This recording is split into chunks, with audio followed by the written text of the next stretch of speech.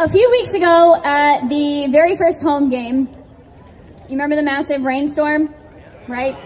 My group of kids, the Spirit Squad, were trying to sell some old jerseys that hopefully some of you purchased. By the end of the rainstorm, they were soaked, our boxes were soaked, we were trying to pick up the pieces and pack stuff up. Joe Hoying, the Booster Club guy that many of you know, tried to help us get that box into my van. On the way, we met a gentleman that Joe sweet-talked into taking a jersey. And he said, "What was your number anyway?" The guy took the jersey off the top, opened it up, and it was number 40. And the guy said, "Actually, my number was 40. He is a graduate of Celina High School. He was the 5th person in Celina High School history to earn 12 varsity letters. He played football, basketball, and track. He held multiple school records. He joined the Marine Corps and he fought in Vietnam. When I called him to ask him to be the Grand Marshal, the first one we've ever had for the Celina High School Homecoming Parade, he said it was an honor and that he bleeds green and white. His wife told me today that even though they've lived in Minster for a long time, he's with us every Friday. It is my honor to introduce to you our first ever Grand Marshal, Mr. Ned Sielschott.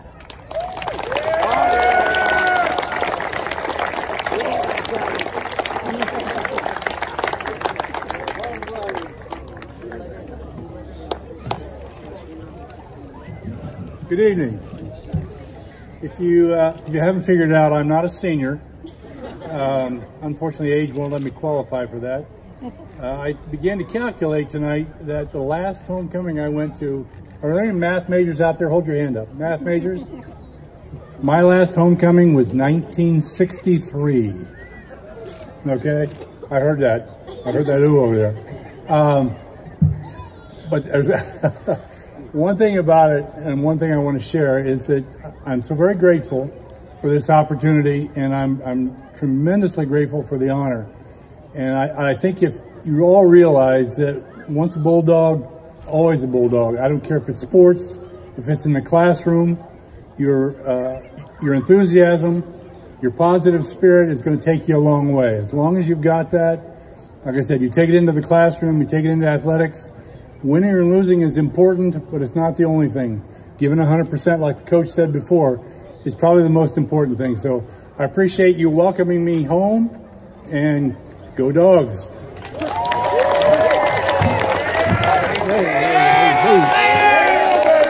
I want to make sure I'm at the right spot. I was supposed to give a speech last week at the Celina Intermediate School, and I gave it at the Celina Elementary School.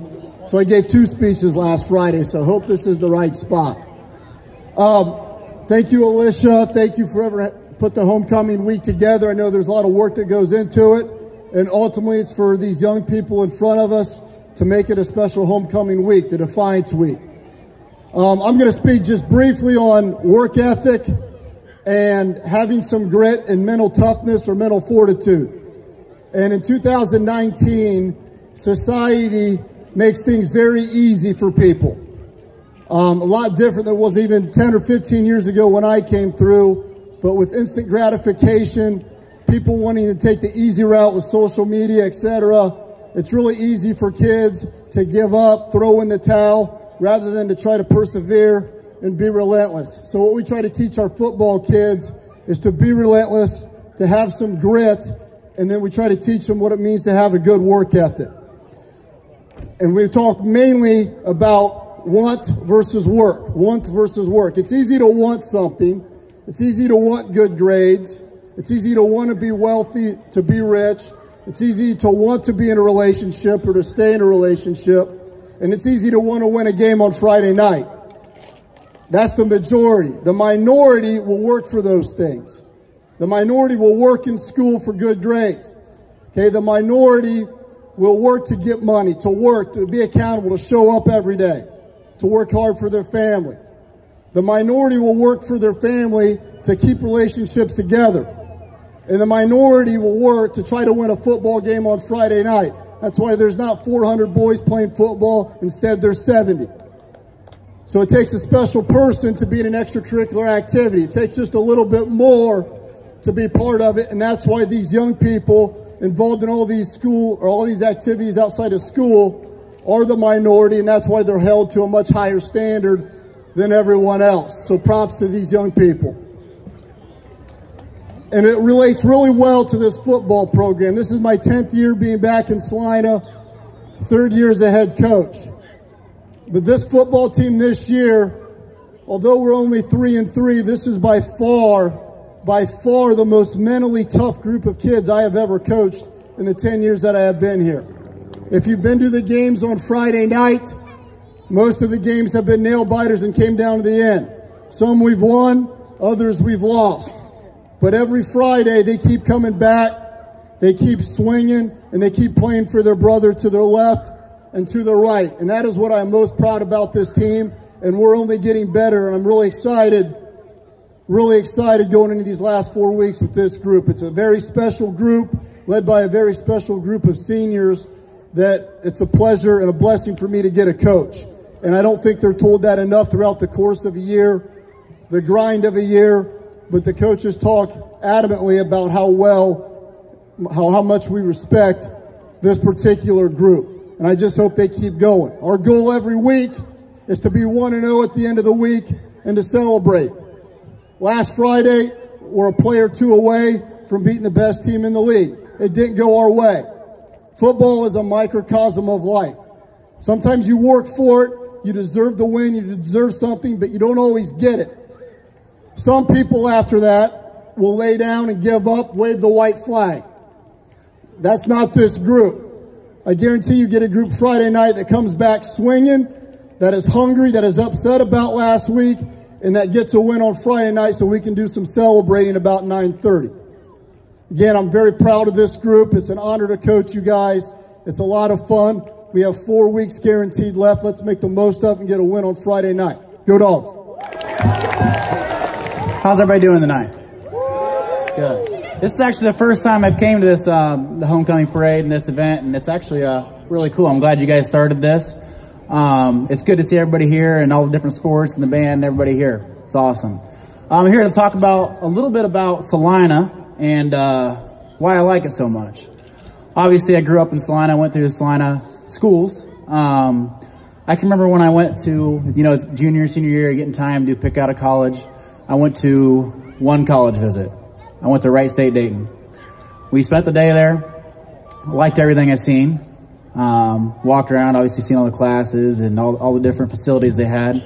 At the end, the tour guide asked me, she said, so what do you think? And I said, I like it. And she says, think you're going to go here? And I said, no, I think I'll go to Lake Campus. So I always wanted to stay in Celina. I never wanted to move away. When I got out of college, I was lucky enough to get a job over at the intermediate school. So that was obviously really cool and lucky to get that job because I wouldn't honestly want to teach anywhere else. I can't imagine having to go over to Van Wert or St. Mary's or Parkway and teach and coach those kids. It just wouldn't feel right. Coaching has been a big part of my life, and one of the reasons I stuck around in Celina. Out of high school, I started coaching football. Coach Rolfus gave me an opportunity to work with the middle schoolers, and a lot of you guys know I never moved. I stayed right there because I enjoy it. My favorite part about my job is getting you guys in 6th grade, watching a lot of you guys come through sports in 7th and 8th grade, and then watching you guys on Friday nights at the football games or Saturdays at the wrestling tournaments. It's really cool to see you guys develop, mature, and turn into young men and women. The real reason I'm here tonight to talk, though, is about our community. Obviously, back on Memorial Day, we had that tornado. That was not such a good night for me and my wife. We lost our house, our vehicles, pretty much everything, except we didn't have a scratch on us. So we were very lucky in that sense. But the craziest thing was when I went back to the house the next morning, there were already people from our community that were helping to pick things up. I can remember some of the first people that were there were our high school football coaching staff. And they said, what do you want me to do? Or what do you want us to do? And I was like, honestly, I don't even know. I expected them just to move on and go help somebody else, but they just started picking stuff up. And every time I turned around, somebody else was there asking what they could do. Honestly, it was overwhelming because I didn't even know what to do at that point, but there was so much help that it made it easy. One particular individual I think is here tonight, Taryn Bulby. Where you at? She's here somewhere. There she is. She was picking up my yard, just going to town, picking stuff up, making sure everything was in the right spot. She didn't even know it was my house. So it was good to see people just helping whoever they could find, just finding something to do, and not even helping because they're a friend or a coach or a teacher. That weekend really showed me a lot about our community, a lot about our schools, the fact that all of our teachers were out and all of our students were out helping people pick stuff up, all of our teams. I know my middle school football and wrestling team came out to my house and helped pick up the lot. Some of them even brought equipment. That's stuff that I didn't have. The biggest thing I needed was bodies and help, and I didn't even have to ask for it. The community churches stepped up, the schools stepped up, the sporting team stepped up, and I just wanted to express my gratitude tonight. Thank you guys. Go Dogs.